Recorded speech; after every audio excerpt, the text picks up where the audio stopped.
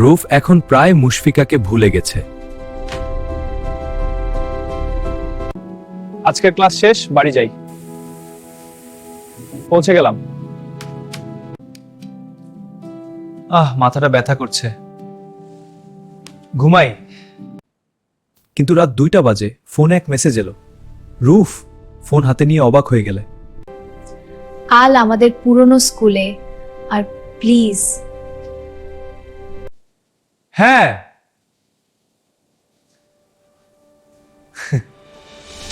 Mushfika. High roof, কাল স্কুলে দেখা করবি? হ্যাঁ অবশ্যই। ঠিক আছে, কাল দেখা হবে। দিয়ে মুশফিকা একটা ছেলের জীবন নষ্ট করে। ভালো আছো? কি বলছিস তুই? হ্যাঁ, আমি ভালো আছি। না রুফ, আমি তোর জীবন নষ্ট করতে যাইনি। মেয়েরা কোনোটা করতে যায় না, করতে চাইলেও করে দেয়। রুফ, সবকিছু ভুলে আমরা আবার আগের বন্ধু হয়ে যাই। হ্যাঁ, তুই ঠিক বলেছিস, আমরা সব ভুলে যাই।